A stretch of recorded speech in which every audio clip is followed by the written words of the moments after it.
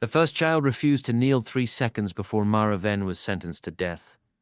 Nobody in the Hall of Accord noticed at first.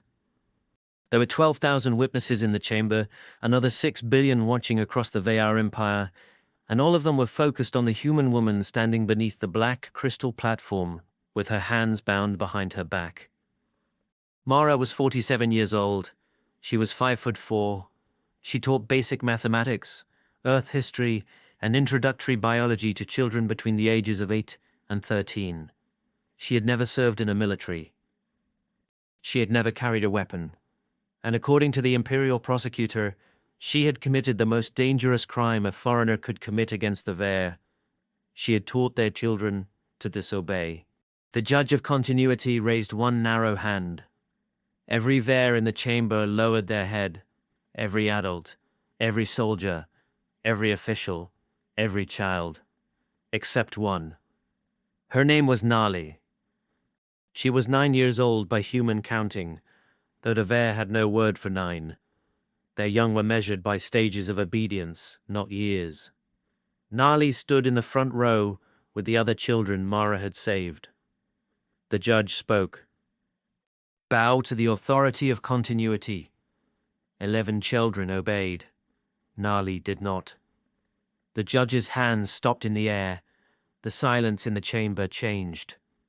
Mara looked up. Nali's skin, usually pale silver, was glowing with soft lines of violet beneath the surface. Their emotions showed through their bodies. Fear ran blue. Shame ran gray. Submission was white. Violet had no official meaning. The Empire did not teach children what violet meant. Nali looked at the judge. Then she asked the question Mara had taught her months earlier. Why? A sound moved through the chamber. Not a gasp. The Veyr did not gasp. Their chest membranes tightened in shock, producing a low vibration that rolled across the hall like distant thunder. The judge stared at the child. "What did you say?" Nali swallowed. Mara could see how afraid she was. The little girl's fingers were trembling against her sides, but she repeated it. "Why should I bow?"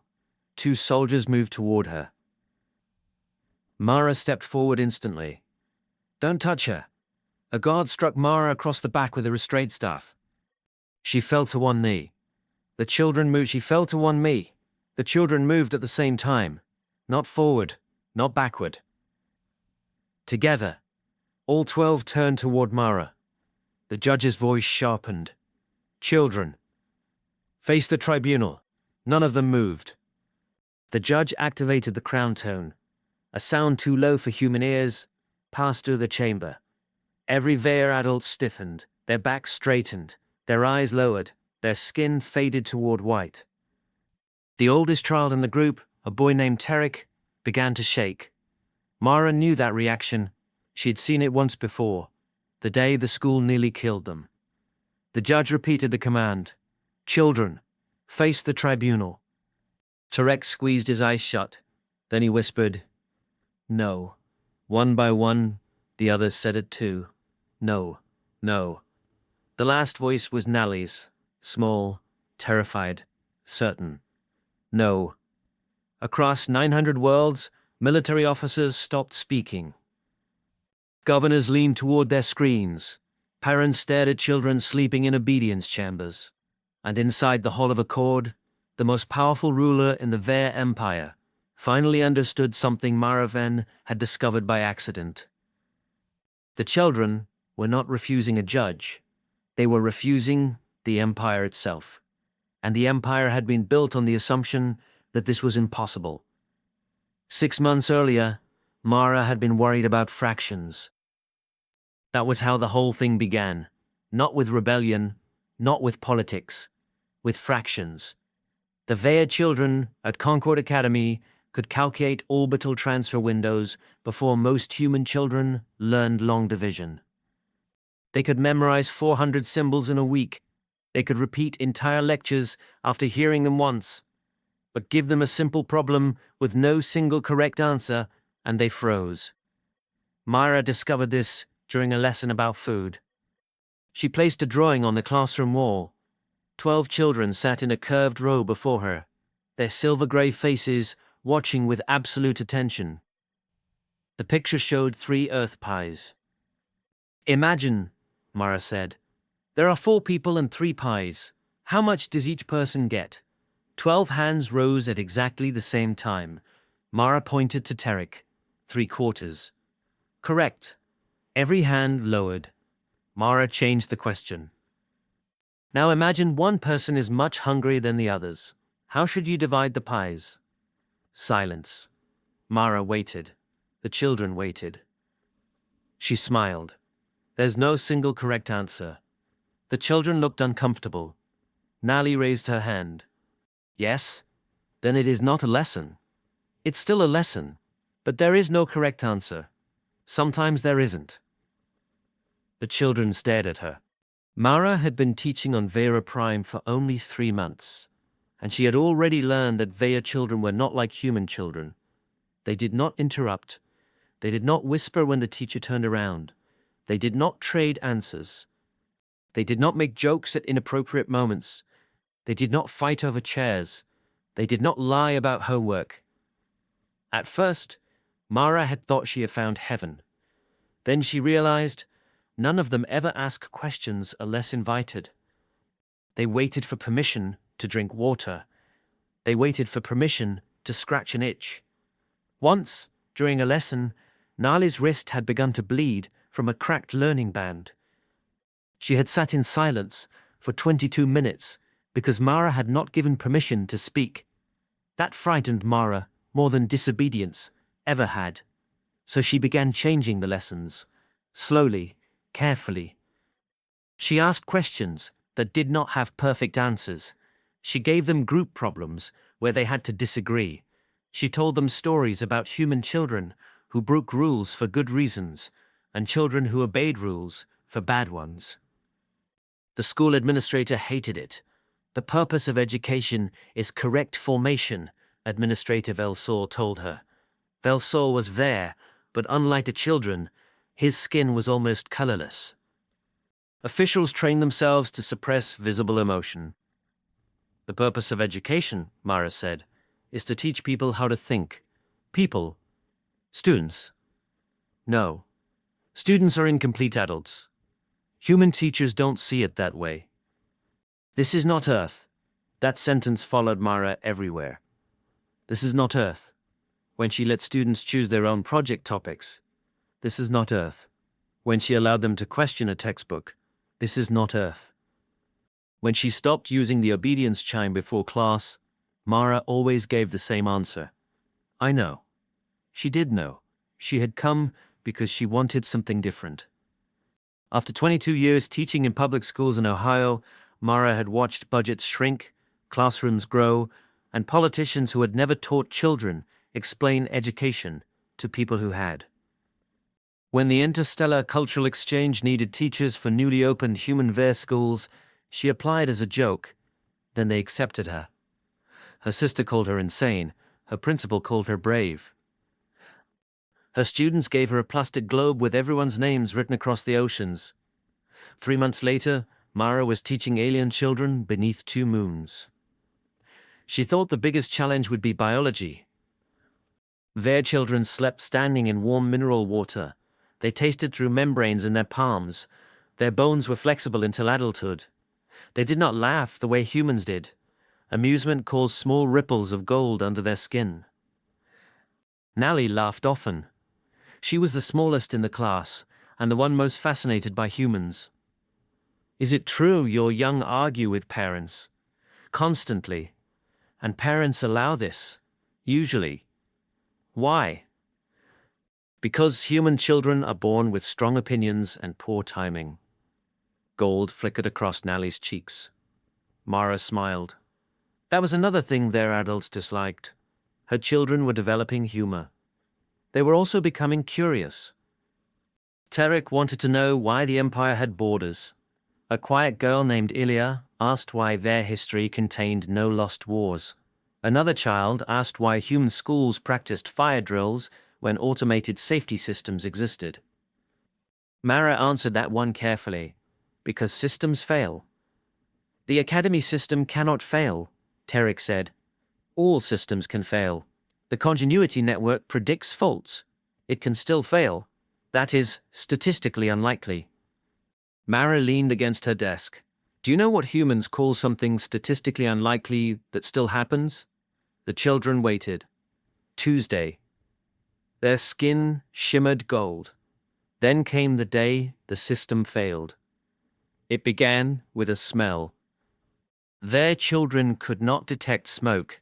Their ancestors evolved beneath oceans rich in dissolved minerals. The species had lived on land for 12,000 years, but some ancient weaknesses remained. Mara smelled burning plastic halfway through a history lesson. She stopped. The children stopped. A thin line of smoke curled from a ventilation seam. Mara walked to the wall panel. Administrator? No answer. She pressed the emergency symbol. A calm voice filled the classroom. Minor environmental deviation. Remain in assigned positions. The children relaxed. Mara did not. She opened the classroom door. Smoke filled the corridor. She slammed it shut. The children watched her. The system repeated. Remain in assigned positions.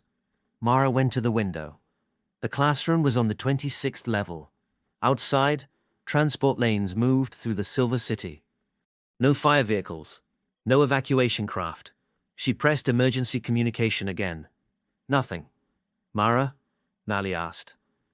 It was the first time a child had spoken without permission in weeks. Mara turned. Everybody up. Nobody moved. The system said, remain in assigned positions. Mara's voice hardened. The children looked at the ceiling. Then at her. Tarek whispered, the system has authority. The system is wrong. The children froze. Mara had never seen fear move through them so quickly. Blue lines spread beneath their skin. The system cannot be wrong, Ilya said. Smoke entered through the ventilation seam. Mara grabbed a chair and smashed the emergency cabinet. The children flinched. Inside was a manual breathing mask designed for one adult Veyr. She threw it aside. No use. The system repeated the order. Remain in assigned positions. Mara crossed the room and shut off the speaker. That frightened them more than the smoke. Nali stood, then immediately sat again. I cannot. Mara crouched in front of her. Yes, you can. The command is wrong. Nali's breathing quickened. Mara took her hands. They were warm. You smell through these, right? Nali nodded. Put them against my sleeve. The child did. Mara's jacket smelled of smoke. Nali's eyes widened. Fire. Yes. The children began looking around. Mara raised her voice. Listen to me. I know your rules say stay here. I know the system says stay here. But something is burning, and the door will not protect us forever. Tarek stared at her. What is the correct action? I don't know yet. The children looked horrified. Mara continued, but I know staying here is the wrong one. The smoke thickened. She looked around the room. One door, sealed windows, maintenance panel, air vents. There was no human-style fire escape, because the Veyr considered uncontrolled evacuation more dangerous than environmental incidents. Mara grabbed another chair. Help me move the desk. No one moved. She looked at Nali. What do you think? The child stared at her. Mara waited. That was the moment. Later, the Empire would accuse Mara of planning it. They would claim she had manipulated the children for months. They would say the classroom fire was the beginning of an attack on Veyr civilization. But there was no plan. There was only a frightened teacher asking a frightened child to think. Nali looked at the smoke, then at the maintenance panel. The wall. What about it? Service shafts run behind classrooms. Can we get inside? I do not know. Mara smiled. Good answer. They moved the desk. All 12 helped. Behind it, they found a sealed panel. Tarek pointed to the symbols. Authorized personnel only. Mara picked up the chair. Tay, I'm authorized. She broke it open. Behind the panel was darkness. Mara entered first. The service shaft was narrow, hot, and filled with cables. She had no idea where it went. The children followed because the classroom had become worse. Behind them, the academy system continued repeating commands no one could hear. They crawled. The heat increased. At the first junction, there were 3 paths. Mara turned to the children. Which way? Science. Think. Tarek closed his eyes. Left rises. Ilya touched the floor. Center is warmer. Nally said, right has moving air. Mara nodded. Which one? They looked at one another. That had never happened before. Their children were trained to look upward for authority, never sideways for agreement. Tarek chose left. Ilya chose right. They argued. For 20 seconds they did something their civilization considered dangerous. They disagreed. Then, Nally said, right. Why? Mara asked. Moving air may lead outside. Or feed the fire, Tarek replied. Nally's face darkened blue. Mara looked at Tarek. Good point. The children stared at her. She had praised disagreement. They took the left shaft. It almost killed them. After 60 meters, the metal beneath Tarek collapsed. He dropped through the floor. Mara caught his wrist. His body hung above a maintenance chamber filled with fire. The other children screamed through their chest membranes, a deep, painful vibration. Tarek slipped. Mara wrapped both hands around his arm. Human bones were rigid. Human shoulders were inefficient. Human spines hurt for no reason. But humans had evolved around falling from trees, dragging injured companions, carrying babies, and refusing to let go of things long after letting go would have been easier. Mara pulled. The children grabbed her legs. Together, they hauled Tarek up. His skin had turned almost black with fear. He looked at Mara. You were wrong. Mara breathed hard. Yes. The children went silent. A teacher had said it. An authority had admitted it. Mara looked at Nally. You said right. The child nodded. Then we try. Right. The right passage led to an exterior maintenance hatch. It was locked. Mara could see daylight through the seams. Behind them, smoke thickened. The children waited for her. Mara stepped aside. No. Tarek blinked. No? I've been making every decision. Your turn. They stared. Mara pointed to the hatch. Open it. We do not have authorization. I know. We may damage Imperial property. I know. We may be punished. I know. Nally looked at the hatch. Then she picked up a loose piece of metal. She struck the lock. Once. Twice. On the 3rd strike, Tarek joined her. Then Ilya. Then all of them. The hatch broke. Daylight flooded in. They were 26 levels above the ground, standing on a narrow maintenance ledge. The children looked down. Mara did too. Well, she said, that's inconvenient. They moved along the building exterior until rescue crews reached them. By sunset, the academy had burned through 6 levels. 43 students in other classrooms had died. They had remained in assigned positions. The official explanation blamed a rare cascade failure.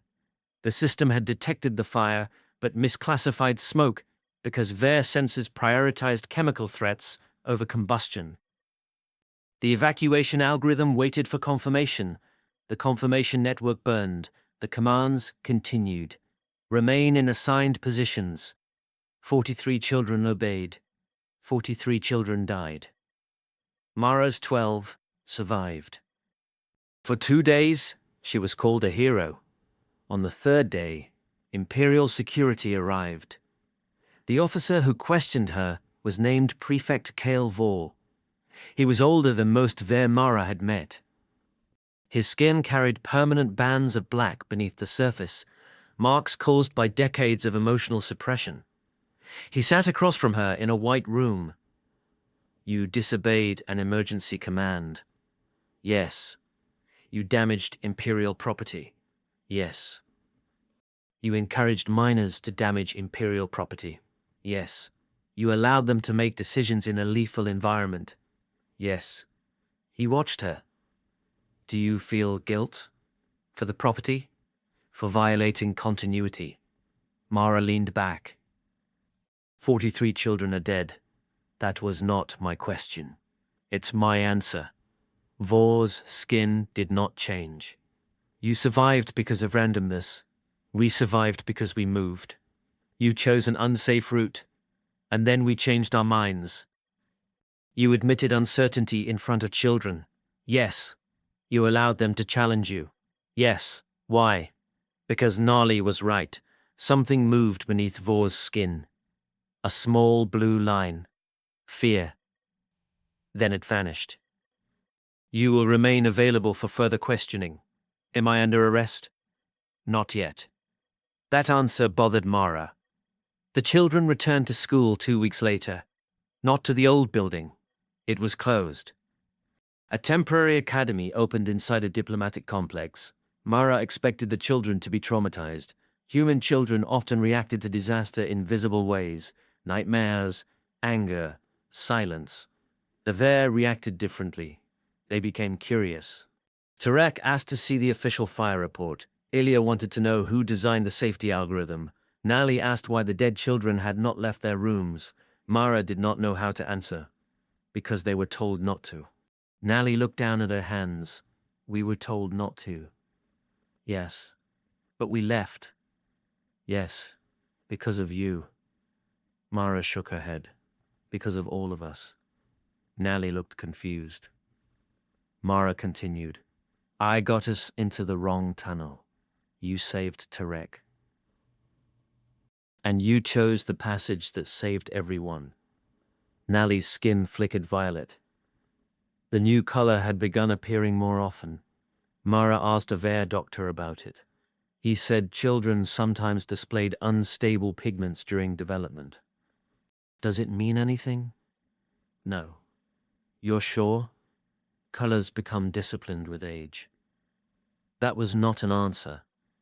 Mara began seeing the same violet lines on the other students whenever they made choices without permission.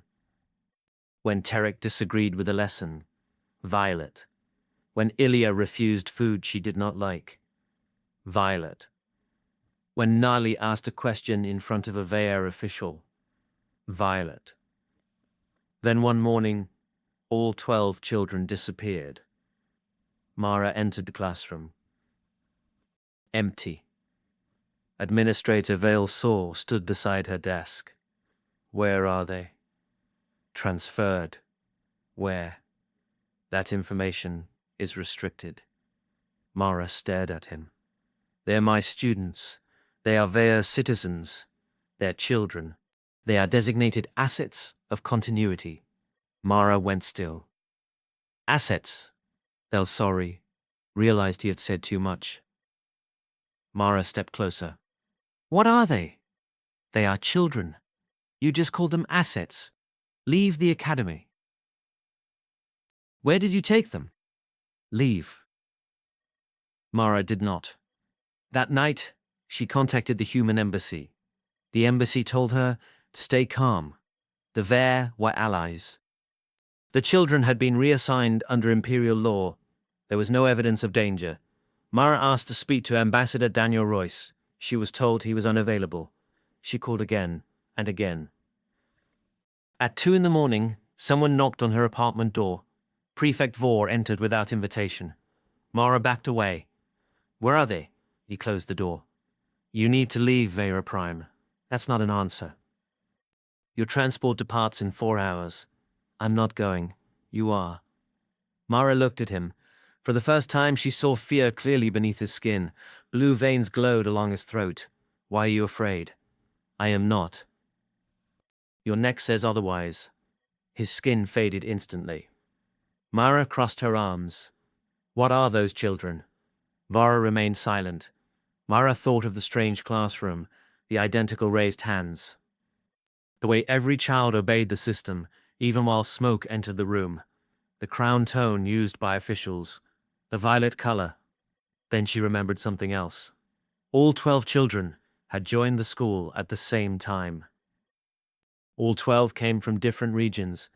None had parents listed in the academy records. Mara had assumed that was a privacy rule. Now she understood.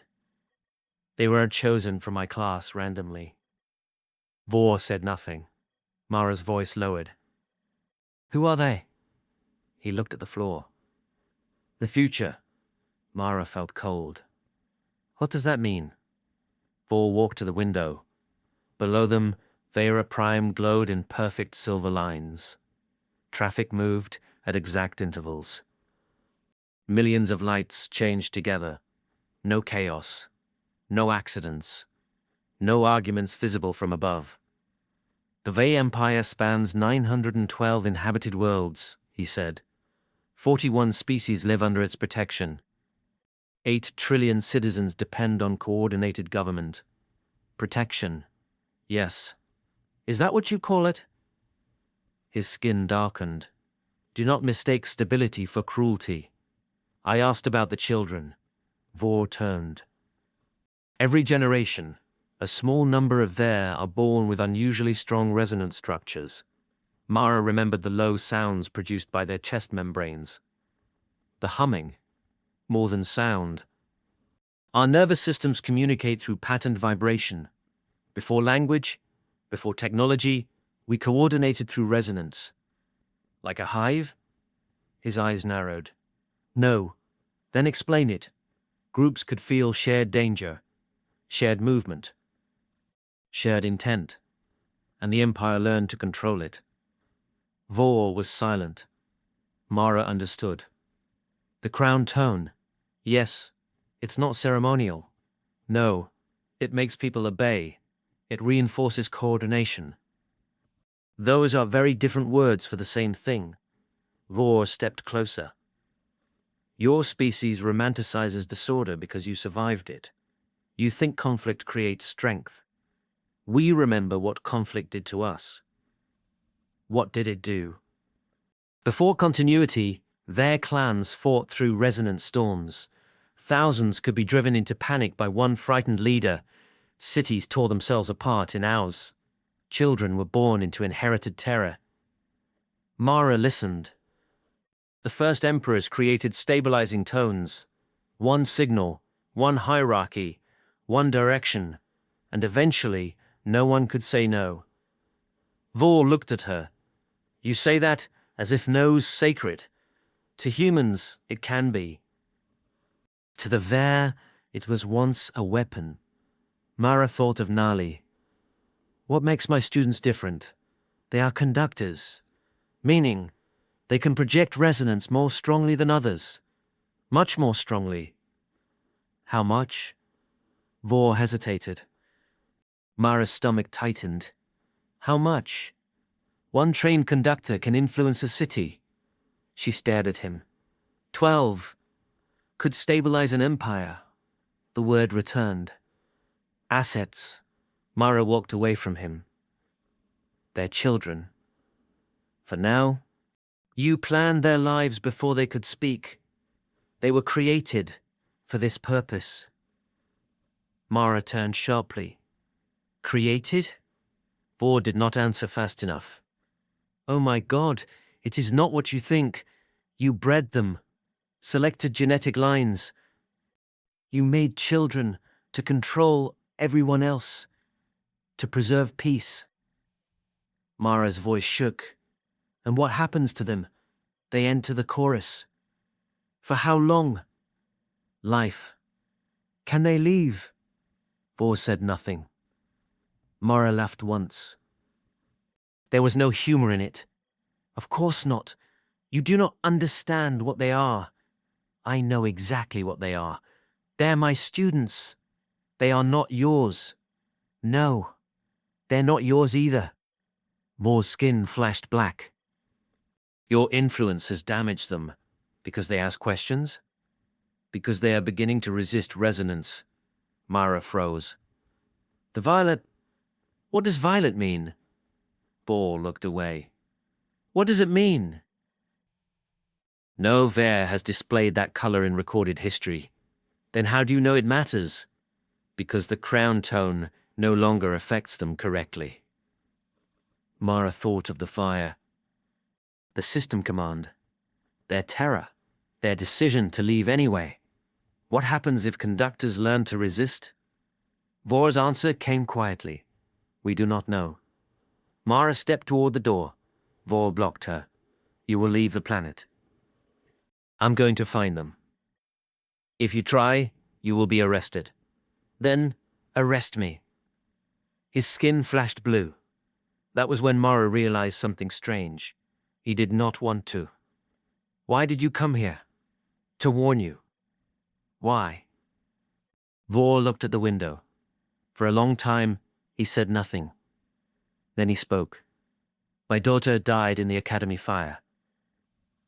Mara's anger stopped. Vor continued. She was in room 12. Mara did not know what to say. The system told her to remain. His voice did not change. His skin did. Blue spread through him so quickly it almost glowed. She obeyed. Mara lowered her eyes. I'm sorry. I watched the security recording. Bor's hands tightened. She stood beside the door for 11 minutes. Smoke entered the room. 3 children tried to leave. The instructor ordered them back. Mara closed her eyes. They obeyed. Yes, I'm sorry. He turned toward her. You taught 12 children to do what mine could not. Mara looked at him. Then help me. His skin went white. No, you know this is wrong. I know what happens without continuity. And I know what happens when people obey a burning room. For 1 second, neither moved. Then the building lights flickered. Vor's head snapped toward the ceiling. A low tone moved through the walls. Mara could not hear it. But Vor staggered. His skin went white.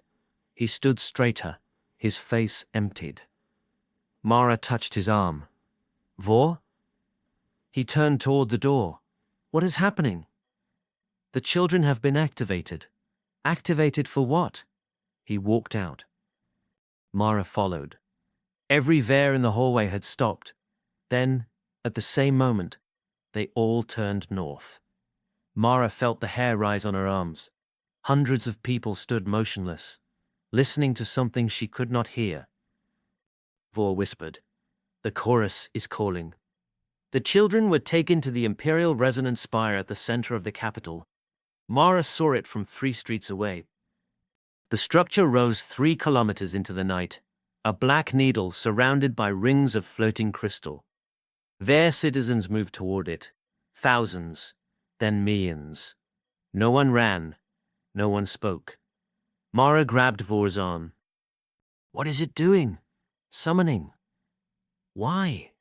Preparation. For what? His face tightened. War. The answer made no sense. With who? He looked up. Earth. Mara stopped walking. Vor turned. The Empire believes your influence on the conductors was intentional. That's insane. They believe the fire was engineered. 43 children died. Yes, you think humans killed them. I do not. But the Empire does. The evidence was manufactured. By who? Bor said nothing. Mara understood. The judge. Higher. Who? Vor looked toward the spire. The Emperor. Mara felt the city move around her. Millions of obedient bodies. One direction. One signal. Why? Because your students are changing. That isn't a reason for war. For continuity, it is. Mara remembered something she often told human students. People were rarely most dangerous when they were losing power. They were most dangerous when they first realized they could. What will happen to the children? They will be joined to the chorus tonight. Can we stop it? No. Then why are you telling me? Veyr looked at her. Because once they join, they will never leave. Mara started walking faster. Veyr caught her. You cannot enter the spire. Watch me. There are 10,000 guards. Then we'll need another door. You cannot fight them. I'm a middle school teacher. I know. Then what are you planning? Mara looked at the millions of Veyr walking silently toward the tower. I'm going to ask my students a question. They entered through a waste transport tunnel. Veyr knew the old infrastructure because Imperial security had used it during a rebellion 2 centuries earlier. Mara did not ask what happened to the rebels. She could guess. The tunnel ended beneath the spire. Veyr opened a maintenance gate. Mara looked at him. You know what's strange? What? Every empire builds giant monuments to perfection, then hides all the pipes underneath. This is not the time. It helps me focus. They climbed. The spire interior was unlike anything Mara had seen. There were no ordinary rooms, no desks, no screens, only enormous circular chambers connected by narrow bridges. Thousands of Veyr stood inside them, arranged in rings. Their chests vibrated. The sound passed through Mara's bones. At the center of the highest chamber floated 12 children. Nali saw her. The vibration stopped. Only for half a second. But across Veyra Prime, every citizen stumbled. The guards turned. Mara stepped onto the bridge. Nali! The child's eyes widened. Mara? Soldiers moved. Veyr raised his weapon. Mara looked at him. You said you wouldn't fight. I said you could not. He fired into the bridge controls. A barrier slammed shut behind them. The soldiers were cut off. Veyr looked at Mara. Go! She ran. The chamber vibrated harder. The children were suspended inside rings of dark metal connected to the spire. Tarek's face was white with submission. Ilya's eyes were closed. Nali struggled. Mara reached the central platform. A voice filled the chamber. Human. Mara turned. The Emperor appeared across the far wall. Not physically, a projection. His face was older than Veyr's, his skin almost entirely without color. You have done enough. Mara looked at the children. Let them go. They are fulfilling their purpose. They're terrified. Fear will pass. Will they? The Emperor watched her. You mistake affection for authority. I'm not asking them to obey me. That is what makes you dangerous. Mara looked at Nali. The child's skin flickered violet. The Emperor continued. For 12,000 years, continuity has protected my species from itself, by making decisions for everyone, by preventing chaos. You kill children because a computer told them to sit still. The Emperor's expression did not change. A system failed. No, a civilization failed. Veyr looked at her. The Emperor's voice grew colder. You cannot understand the cost of uncontrolled choice. Mara stepped closer to the children. You're right. The Emperor paused. Mara continued. Humans make terrible choices. Every day. We lie. We panic. We follow bad leaders. We ignore good advice. We choose things that hurt us. The Emperor stared. Then you admit our system is superior. No. Mara looked at Nali.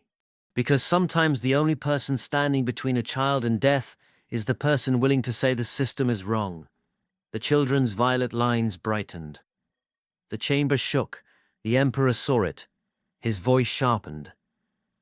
Begin full synchronization. The metal rings activated. The children screamed. Mara ran to Nali. A guard crossed the barrier behind her. Veyr fired. More guards arrived. Mara reached the ring. Nali! The child opened her eyes. I cannot stop it.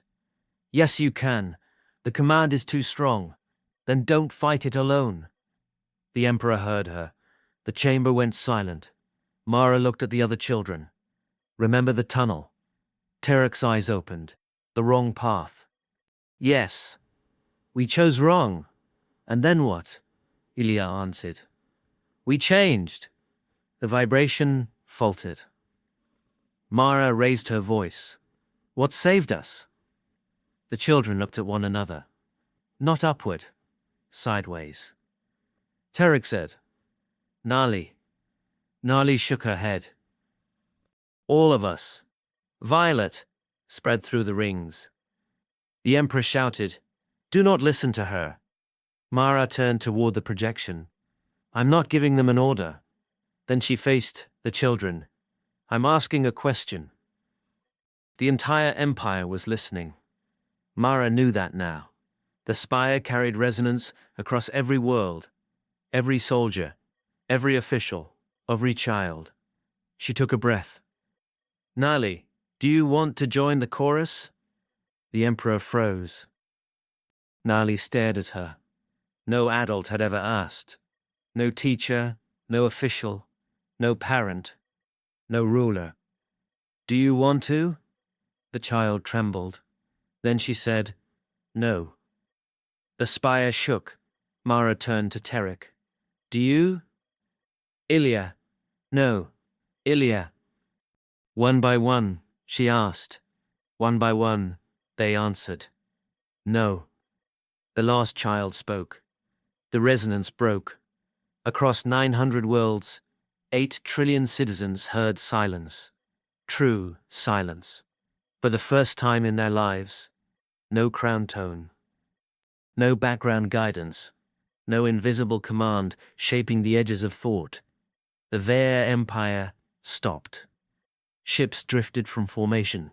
Factories paused. Armies lowered weapons. Millions of officials stood waiting for instructions that did not come. Inside the spire, the metal rings shattered. The children fell. Mara caught Nali. Vor caught Terek. The others hit the platform hard, but survived. The Emperor's projection flickered. What have you done? Mara held Nali. I asked. The children stood. The Emperor looked at them. Restore continuity. None moved. His voice increased. Restore continuity. Nali stepped forward. No. The other children joined her. The Emperor stared. He had ruled 8 trillion citizens. He had ended wars with a sound. He had silenced rebellions without firing weapons. He had never heard that word directed at him by a Veyr child. No. The guards stopped attacking. Not because they were defeated, because there was no command. One guard looked at Vor. What do we do? Vor lowered his weapon. I don't know. The soldier's skin flashed violet. The color spread, first through the chamber, then through the spire, then across the city. The Empire had hidden the color because it had forgotten what it meant. Choice. The collapse began within hours. Not the collapse Mara expected. There were no riots. No cities burned. The Veyr did not suddenly become violent. They became confused. Workers asked whether they could go home. Soldiers asked why they were stationed on distant worlds. Citizens stopped in markets because 20 kinds of food existed, and no central nutrition system was telling them which one to choose. Children refused sleep schedules. Some adults panicked. Others laughed for the first time. Gold waves moved across entire crowds. On military worlds, commanders tried to restore crown tone transmissions. The conductors refused. On agricultural worlds, laborers walked out of fields. On prison worlds, guards opened records and discovered millions of inmates had never received trials. The Emperor declared a state of emergency. No one responded. He ordered the fleet to attack Earth. The fleet asked why. That single question ended the war before it began. Mara spent 3 days inside the spire with the children. They were not prisoners, technically. Nobody knew what laws still applied. Ambassador Royce finally arrived with human diplomats and half the Earth Defense Fleet waiting outside Veyr space. He found Mara sitting on the floor eating emergency rations with Nali. He looked exhausted. "Do you have any idea what you've done?" Mara handed him a food bar. "I've been busy. You disabled an interstellar government. I asked 12 children if they wanted something. That is not how the Veyr describe it." "How do they describe it?" "The end of civilization." Nali looked up. "Are we ending civilization?" Royce looked at her. Mara waited. The ambassador sat down. "No." Nali considered this. "Are you certain?" "No." Mara smiled. "Good answer. The Empire did not end, but it changed. Slowly, painfully. Some worlds demanded the return of continuity. Choice frightened them. The Emperor gathered supporters and tried to restore the old system. The conductors refused to help. Without them, the crown tone could reach only small areas. Millions volunteered to live under it. Millions more walked away. The first Veyr elections lasted 11 days because nobody knew how voting worked. 14 million citizens selected every candidate. Another 80 million refused to select anyone because they disliked all available choices. Humans found this completely normal. Prefect Veyr became the first director of a new institution called the Office of Questions. Mara laughed for 5 minutes when she heard the name. "What does it do?" Veyr's skin flashed gold. "We are still deciding." The children returned to school, not an imperial academy, a small building near the edge of the capital. The classrooms had emergency exits, manual alarms, windows that opened, and no obedience chimes. On the first day, Mara stood before 12 students. They were different now. Terek interrupted twice. Ilya refused an assignment because she thought it was pointless. Nali arrived 7 minutes late. Mara almost cried. She placed a picture on the wall. 3 pies, 4 people. One person is hungrier than the others, Mara said. "How should we divide them?" 12 hands rose, at different times. Mara pointed to Terek. "The hungry person should receive more." Ilya disagreed. "That is unfair." Nali shook her head. "Equal is not always fair." Another student said the hungry person might be lying. Someone else asked who owned the pies. Within 30 seconds, the whole class was arguing. Mara sat down. She listened. Outside, the city no longer moved in perfect lines. Traffic was worse. Meetings ran late. Officials contradicted one another. Children asked embarrassing questions in public. The Veyr lost efficiency. They deigned something else. Years later, historians would call Mara Venn the human who broke the Veyr Empire. She always corrected them. "I didn't break anything." Then they would ask what she had done. Mara would remember a burning classroom, a wrong tunnel, a frightened child holding a piece of metal, and the first forbidden question. "I taught them that obedience can keep a civilization quiet," she would say, "but only choice can keep it alive."